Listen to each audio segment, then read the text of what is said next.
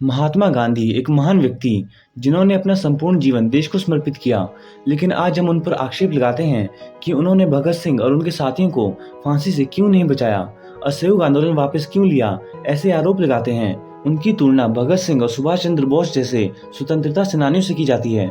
आज महात्मा गांधी के सत्याग्रह और अहिंसा जैसे विचार संपूर्ण विश्व में प्रसिद्ध है। अमेरिकन समाज सुधारक मार्टिन लूथर किंग जूनियर ने भी गांधी जी के विचारों को फॉलो किया। मार्टिन लूथर ने जब गांधी जी के जन्मस्थल का दौरा किया तो उन्होंने कहा कि अन्य देशों में मैं एक पर्यटक के रूप में जा सकता हूँ, लेकिन भारत में मैं एक तीर्थयात्री के रूप में आता हूँ।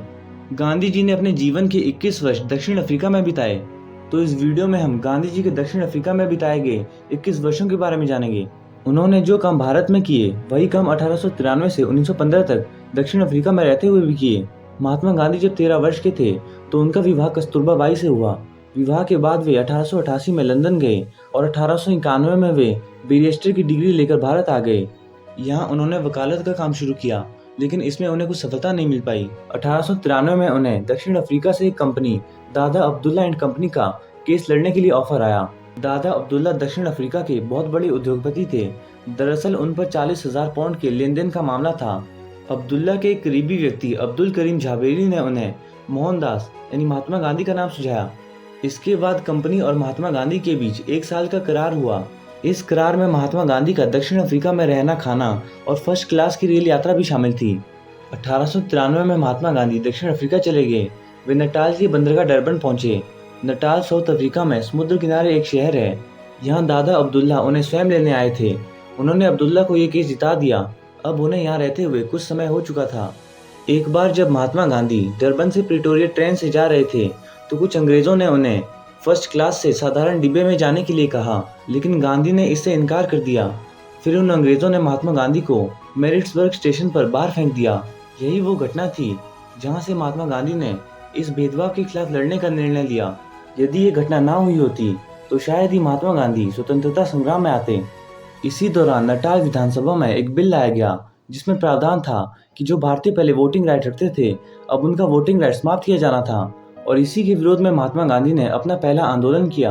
हालांकि ये बिल तो पास हो गया, लेकिन इससे महात्मा गांधी ने लोगों के अंदर अन्याय के विरुद्ध लड़ने की भावना जागृत की। अश्वेत लोगों के साथ बहुत भेदभाव होता था, इसीलिए महात्मा गांधी ने 1894 में ऐसे ही भेदभावों के खिलाफ लड़ने के लिए नटाल इंडिया कांग्रेस की स्थापना की।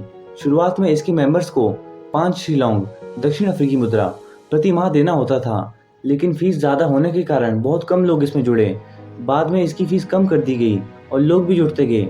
इसके बाद महात्मा गांधी ने नटाल इंडिया कांग्रेस की मदद से एक आंदोलन चलाया, गिरमिटिया मजदूर आंदोलन। गिरमिटिया उन मजदूरों को कहा जाता था जिन्हें अंग्रेज कुछ वर्षों के एग्रीमेंट पर भारत से साउथ अफ्रीका ले आते थे। भारतीय लोग एग्रीमेंट को ग्रीमेंट कहते थे और ऐसे एग्रीमेंट पर लाए गए मजदूरों को गिरमिटिया मजदूर कहा जाने लगा। साउथ अफ्रीका में इन मजदूरों पर 3 पाउंड का टैक्स लगाया गया था। उसी के विरोध में महात्मा गांधी ने गिरमिटिया मजदूर आंदोलन चलाया, लेकिन उस वक्त ये टैक्स नहीं हटाया गया। 1909 में जाकर इसे समाप्त किया गया और 1917 में गिरमिटिया प्रथा ही समाप्त की गई। इस वक्त तक महात्मा गांधी को साउथ अफ्रीका में रहते हुए 3 वर्ष हो चुके थे और उनका परिवार भारत में ही था। इसीलिए 1896 में वे अपने परिवार को लेने भारत आए।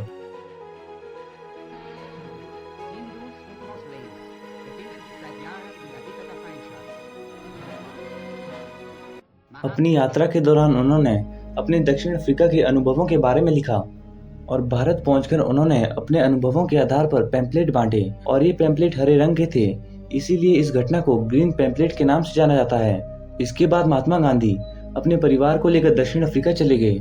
इसी बीच 1899 में दक्षिण अफ्रीका में एक युद्ध हुआ जो कि 1902 तक चला। इस युद्ध को बोर युद्ध के नाम से जाना जाता है। साउथ अफ्रीका में सबसे पहले आने वाले डच थे। इन डचों को वहाँ बोर के नाम से जाना जाता था। अंग्रेजों ने भी बहुत से क्षेत्रों पर अधिकार कर लिया था।